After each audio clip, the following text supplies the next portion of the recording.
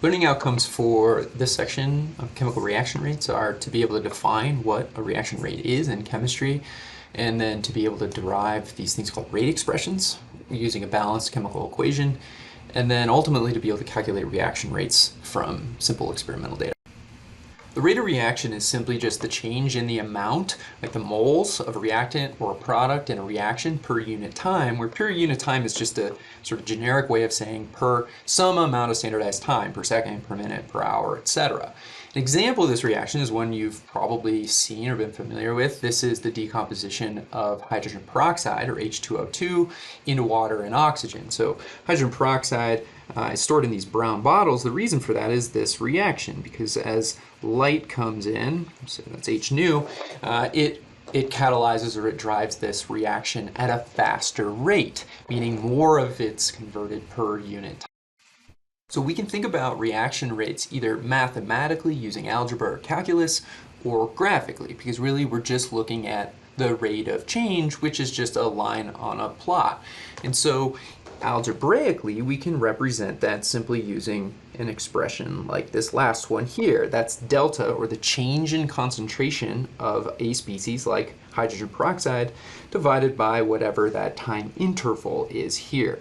Of course, this is an average rate of change or rate of reaction.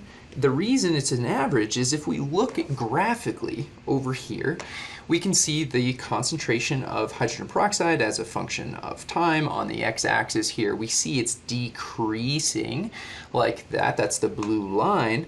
We could pick for our delta t, we could say, well, let's measure from time 0 here up to, say, 30 minutes, right? And in doing so, we would have a delta t of 30, and we would be measuring the cumulative or average change from time 1 to time 2 out here. That's fine, but it's not representing at all any specific time point in space. So we can't speak to what is the actual reaction rate at this point or this point or this point. We can just say on average, the rate of decomposition of hydrogen peroxide is whatever we compute it to be over that duration.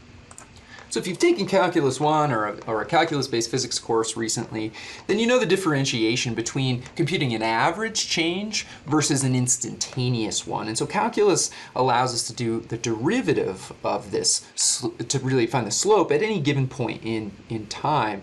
And so that would look like d H2O2 with respect to time, or dt. That's the instantaneous change at any single point in time. We're not going to do calculus in this course, but we will use the language of instantaneous versus average, and that's what we're talking about. Are we talking about the change over a duration, or are we talking about the rate of change at any instant? The reason that's important is because you can see that this curve is changing in time. It's not linear. It's not a straight line.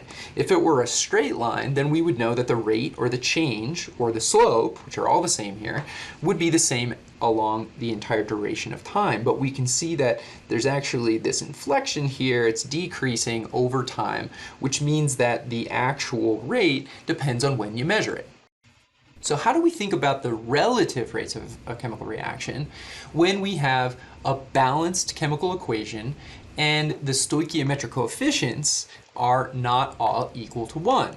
So I have a different example here where I have the decomposition of N2O5 into its constituents NO2 and oxygen gas. Notice I have highlighted the stoichiometric coefficients to balance this chemical reaction.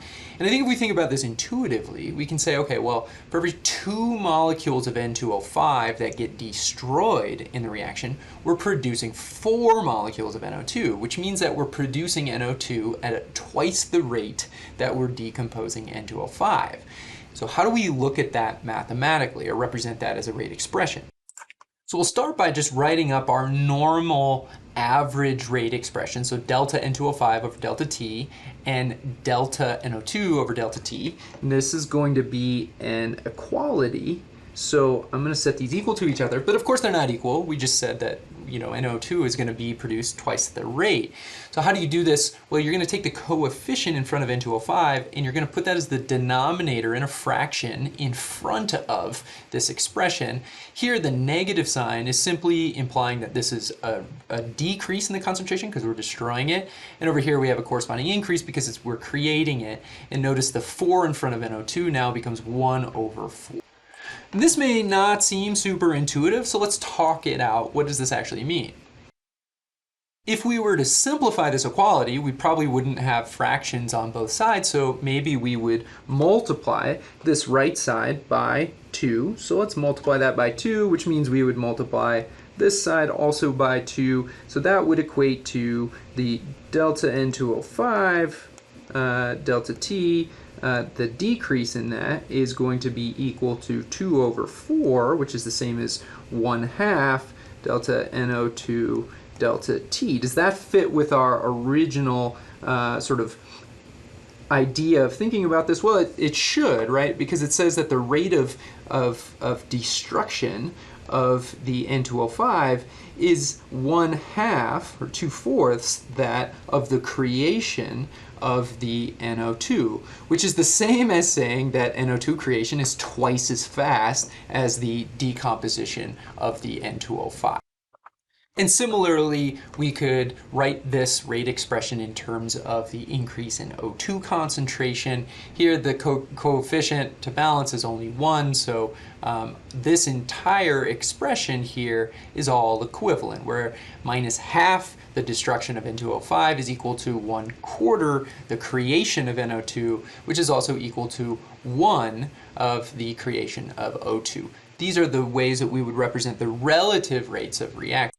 So what does that look like graphically? Well, again, we have concentration as a function of time, and I'm only plotting the reactant right now. Of course, this is going to decrease, and it's going to decrease slower as as time progresses, right? The slope gets less and less steep. But what does it look like if we plot the other two lines, knowing what we know about the relative rates of that balanced reaction? So we would be starting at a concentration of 0 for NO2 because we don't have anything to start with until the N2O5 starts to decompose, and we get this steep rise. It's not represented well here, but it should be about twice the rate or twice the slope of N2O5 simply because we have twice the rate of its creation. What about the relative then rate of O2 production? Well, it has to start in the same place at 0, but in this case it's going to produce only half the amount of that material relative to NO2 because of, or roughly quarter actually, of the amount of material here at the end. And it's going to intersect this blue line at different points in time because of the relative rates at which they're created based on those stoichiometric coefficients. So let's pretend experimentally we did a measurement of what the concentration of N2O5 is at some period of time. That would be the instantaneous rate at that given moment in time. Let's just say that that's 3 × 10⁻⁵ moles per. So we'll just say that arbitrarily that's at 10 minutes. So we can write up a rate expression then for the decomposition of N2O5, and we set that equal to what our measured instantaneous rate for that was. So based on this numerical value, what would then the rate be for the creation of, say, NO2? Well, we know from the stoichiometry, we've already written this up, that 1/2 of the rate of the destruction of N2O5 is equal to 1/4 the rate of the creation of NO2. So we could set this up algebraically and solve. So that would look something like this expression written in blue here. I could solve this by just multiplying the right side by 4, that gets rid of the 4, and that really just doubles this reaction rate, which is intuitive, right? Because we already said at the beginning that this stuff is going to be created at twice the rate that this stuff is destroyed. And so we have 6 × 10⁻⁵ moles per second.